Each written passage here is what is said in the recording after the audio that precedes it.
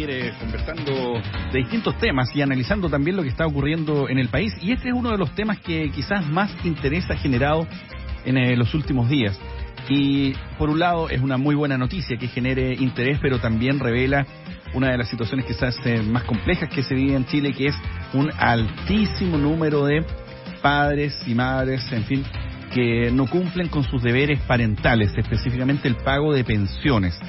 Se está avanzando en esta medida, se despachó durante la semana un proyecto de ley que ya va a ser promulgado próximamente para poder garantizar un mecanismo de pago permanente de las pensiones. Estamos en línea hasta ahora con Lía Rojas, quien es abogada, directora de Rojas Abogados y también experta en este tipo de temas. Lía, ¿cómo está? Muy buenos días. Hola, Leonardo, buenos días. Gracias por el contacto. Bueno, respecto de la situación, si pudiésemos quizás hacer un paralelo entre un antes y un después con las herramientas legales que hay para cumplir justamente, o más bien para garantizar el cumplimiento de las obligaciones de pagos de padres que están en una situación compleja y que a veces voluntaria o involuntariamente no cumplen con sus obligaciones, específicamente con sus hijos e hijas. Claro, es como tú dices, Leonardo, bueno, a raíz de las retenciones por el 10%, vimos que en realidad los mecanismos que teníamos hoy día para el cobro de las pensiones de alimentos era muy poco efectivo porque habían deudas millonarias y la cantidad de personas que debían era muy alta. Entonces, ¿qué pasa con eso? Que nos hace ver que el sistema no está funcionando, que es un sistema engorroso, que es difícil poder cobrar, que la gente no sabe cómo. Entonces, muchas personas tenían deudas muy grandes sin que eso se tradujera en una posibilidad de cobro efectivo. Entonces, lo que viene esta ley a solucionar es precisamente eso, estableciendo mecanismos que puedan asegurar un pago permanente de las pensiones de alimentos. ¿Ya? Hoy día no es posible pedir, por ejemplo, en una causa sin un abogado, digamos, que te puedan embargar los fondos de una cuenta corriente, por así decirlo, o de tu cuenta RUT, o de fondos que tú mantengas en cuentas de ahorro, toda vez que hoy esa posibilidad no existe. Sin embargo, con esta nueva norma, lo que sucede es que se establece que basta con que exista una causa de cumplimiento de alimentos, es decir, ya se fijó la pensión, eso es muy importante que la gente lo tenga en cuenta, que la pensión ya exista por una sentencia judicial o por un acuerdo, no se haya cumplido y se deba más de una pensión, total o parcialmente, y aquí en este caso, ¿qué es lo que va a poder hacer esa mamá o papá que le den el pago de la pensión? Va a poder hacer una solicitud al tribunal y el tribunal inmediatamente va a tener que indagar, ya, es decir, pedir un oficio a la Comisión para el Mercado Financiero para que informe si es que existen cuentas o instrumentos financieros para poder retener de ahí la deuda de la pensión de alimentos. ¿Ya? Y mientras pide esto, igualmente va a ser responsabilidad del tribunal poner una medida precautoria mientras, sin notificar al deudor. Es decir, todo esto va a ser rápido y además le va a decir a la institución financiera, en el caso que exista el dinero, este dinero queda con una medida precautoria mientras yo le doy la orden para que usted me mande este dinero para pagar la pensión de alimentos. Eso hoy día es algo que no existe. ¿Y ese proceso cuán simple o complejo es? Porque finalmente, lo voy a plantear como un término figurado, finalmente entramparse en un juicio a veces también es un desgaste para las familias, independiente, porque cada familia es un mundo aparte, pero esto es mucho más sencillo del proceso que se tenía hasta ahora, por ejemplo, y más efectivo por lo que nos describe. Esa es una súper buena pregunta, Leonardo, porque, claro, a veces vemos que existen todas estas herramientas, pero, y que, ojo, no es necesario que las personas tengan abogado para pedir estos cumplimientos, pero a veces, claro, la gente no sabe cómo hacerlo, claro. ¿Ya? Pero hoy día tenemos una herramienta que se llama Trámite Fácil, que está en la página del Poder Judicial, en donde a través de la clave, con la clave única y a través de formularios que existen en la página, yo puedo ir haciendo todo este tipo de solicitudes, ¿ya? Como la ley aún no entra en vigencia, estos trámites aún no se encuentran disponibles, pero lo que esperamos, y por el espíritu de la ley, es que cuando efectivamente se apruebe, existan estos formularios en la página para que las personas puedan ir haciendo las solicitudes, digamos, casi que llenando solamente los datos básicos que son nombre de las partes, etcétera, o algún dato que haya que actualizar, pero se hace en general a través de formularios predeterminados que existen en una página. Entonces ahí también tenemos un gran avance versus lo que existía en el pasado. Claro. Y este proceso, más o menos, ¿cuánta es la proyección que podría tardar en hacerse efectiva finalmente la medida del tribunal y saldar las deudas? Mira, la ley establece que una vez que yo hago la solicitud y se pide la información al banco, una vez que exista, o sea, digamos que exista la respuesta, la cual debe ser en el menor tiempo posible, la institución bancaria debe pagar en el plazo de 10 días, ¿ya? O sea, es algo bastante rápido. ¿Y qué es lo que pasa si es que no existen fondos? Porque tú sabes también que esta ley, esta es la trampa, muchas personas van a decir, ay, bien, esta nueva ley, voy a sacar toda la plata que tenga y la pone a nombre de la mamá o del hermano o de la pareja, todo para no pagar. Entonces lo que establece esta norma es que en caso de que ya no exista dinero en cuenta, ni instrumentos de inversión, ni financieros, lo que establece es que se va a poder pedir que se pague con los fondos de pensión que existan en la cuenta de capitalización individual. ¿Ya? Eso es algo que hoy tampoco teníamos. Así que también la verdad es que es una tremenda noticia, y esto va a permitir que se puedan solucionar deudas históricas que se han mantenido, ¿ya? Y esto va a tener unos topes que va a depender de cuál sea la edad de la persona a quien le vamos a solicitar la retención, ya que si la persona es muy mayor o está cercana a la edad de jubilación, en ese caso se va a poder retener solo hasta el 50%. Pero si es que la persona le faltan más de 15 años para jubilarse, se va a poder pedir hasta un 80 o hasta un 90%, dependiendo cuántos años le falten para cumplir la edad de jubilación, ¿ya? Pero es hasta un 80 o hasta un 90%. O sea, es bastante el tope máximo que se establece para poder pedir esos fondos y que se pague la pensión de alimentos. Estamos conversando hasta ahora con Elía Rojas, quien es abogada, justamente experta en este tipo de litigios de todo tipo, porque finalmente este es un proceso que lamentablemente se ha instalado ya como una tendencia, digamos, en los tribunales de familia en el país. Hay un elemento que me gustaría consultar, Elía, porque claro, hay un tema que lo señalabas tú respecto de la posibilidad de, por ejemplo, de quienes no quieran cumplir con sus obligaciones, de trasladar los fondos hacia otros puntos, pero luego de los retiros, por ejemplo, que hubo en el último tiempo, ¿habrá más de algún caso de personas que quedaron en cero con sus saldos previsionales, en fin? En situaciones así, ¿qué queda? ¿Hay posibilidades de embargo o estas responsabilidades son endosables a otros familiares? ¿Cuáles son las herramientas que quedan allí?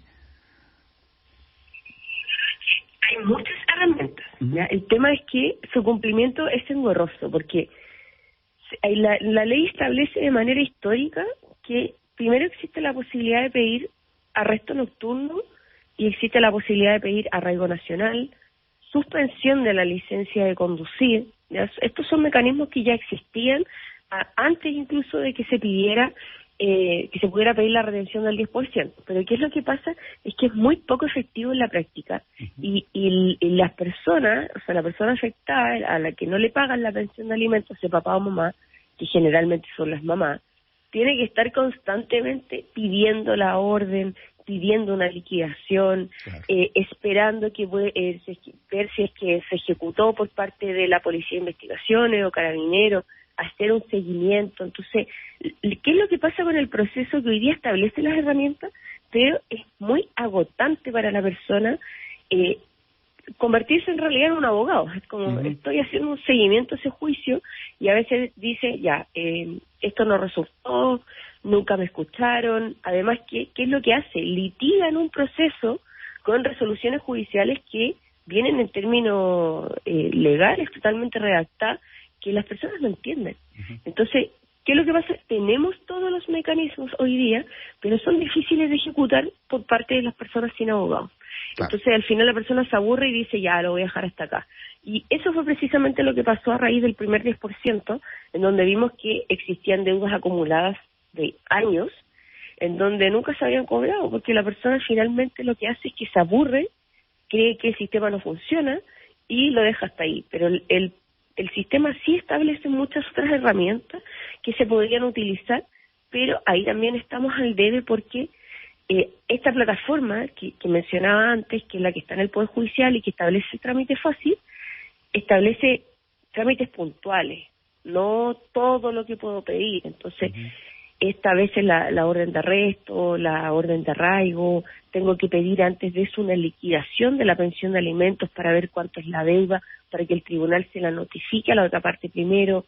Todo eso a veces no está, entonces esto se traduce en que la persona tiene que hacer una solicitud, redactarla al tribunal, presentarla a través de una plataforma, y ya ahí eso es muy complejo para muchas personas. Claro. Entonces yo creo que igual ahí estamos al debe en eso, en establecer un sistema, un mecanismo de cumplimiento de estas pensiones de alimentos que sí me permita utilizar gran parte de estas herramientas que me entregan distintas leyes que se han ido modificando a través del tiempo y que no solamente dependa de una, porque existen hartos mecanismos. Entonces yo creo que después de que empecemos con esta norma, que va a empezar 6 meses después de que entre en vigencia la Ley de Registro Nacional de Deudores, ¿ya? Tenemos que tener, además del cumplimiento de estas nuevas normas, sí un sistema que permita que las personas efectivamente tengan las herramientas para poder cumplir con la ley.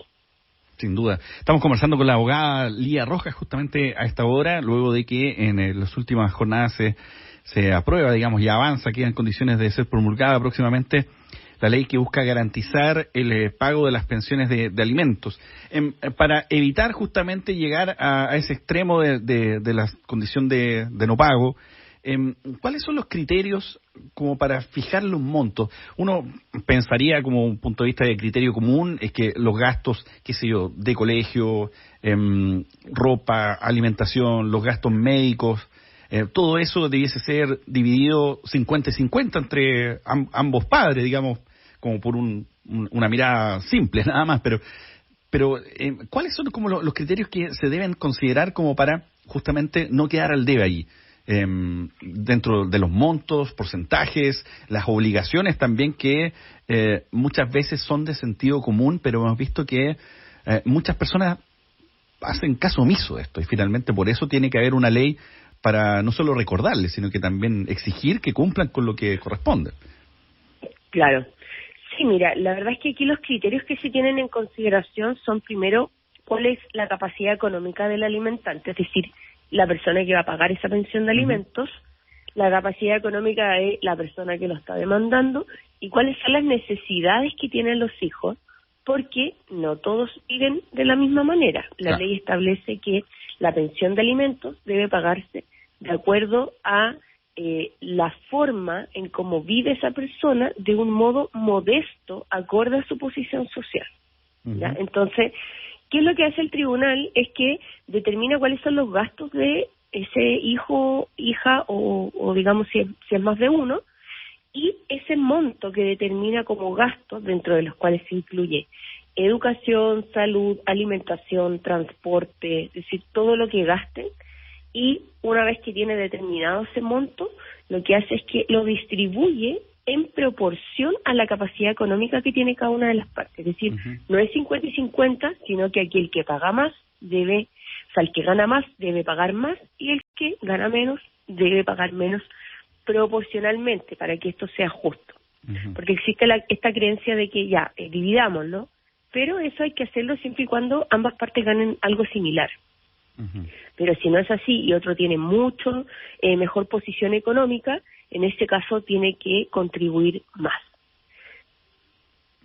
Ese es un tema importante también, porque claro, finalmente existen instancias previas al juicio, de repente las mediaciones o acuerdos extrajudiciales también que permiten, claro, en digamos... donde no se sabe, claro, no se sabe cuál es el parámetro, claro, pero ojo también porque antes existía en la ley de alimentos un tope en donde no se podía pedir más del 50% de las rentas de la persona obligada a pagar la pensión, pero hoy día eso también, con las modificaciones que han existido a la ley de alimentos, Eso también cambió y hoy día ya no existe ese tope, ¿ya? En casos calificados, el juez puede pasar el 50% incluso de las rentas del obligado a la pensión de alimentos. Uh-huh. Ya, ese es un elemento súper importante, porque además si consideramos los índices de inflación, la UEF, probablemente en los casos, aquí voy a ser como abogado del diablo, pero en realidad en el caso de las personas que eventualmente hayan caído en no pago por una situación económica, se van a ver complicados, distinto del caso de quienes se hacen los locos y no se hacen responsables de sus obligaciones, pero en el caso de las personas que tengan realmente apremios económicos, ahí ¿cuál es el escenario, digamos? ¿Cómo se pondera ese tema? Mira, si por ejemplo se fijó una pensión y cambiaron las circunstancias de esa persona porque lo despidieron del trabajo o porque ahora tiene más hijos o un nuevo hijo después de que se haya fijado esta pensión de alimentos, siempre va a poder pedir que esa pensión se pueda rebajar. Ya, pero eso hay que hacerlo a través de una acción judicial, una demanda que me va a llevar a un nuevo juicio, en donde se va a discutir si efectivamente existe un cambio de circunstancias que acrediten la baja de esa pensión de alimentos. Pero esta nueva ley también establece una limitación para esta acción. La persona no debe tener deuda para poder ejercer esta acción. Antes podía ejercerla sin problema, aun cuando debiera muchos millones de pesos, pero hoy día nuestra ley hace una modificación con esta nueva ley que se acaba de promulgar, en donde dice que para ejercer esta acción la persona no debe estar en el Registro Nacional de Deudores, que esa también es una modificación importante. Así que se puede pedir, puede haber un nuevo juicio en donde lo puedo volver a discutir, pero siempre y cuando no deba pensiones de alimentos, por supuesto una vez que esta ley entre en vigencia. Claro, una serie de elementos súper importantes. Lía, muchísimas gracias por esta conversación esta mañana. Bueno, a usted, Leonardo, un abrazo, buen día. Igualmente, ahí está Lía Rojas, directora de Rojas Abogados, abogada experta justamente en este tipo de situaciones, mediaciones, litigios justamente derivados de situaciones familiares, abordando uno de los temas que ha marcado la semana, específicamente esta norma que busca garantizar el pago de las pensiones de alimentos en Chile. 8:50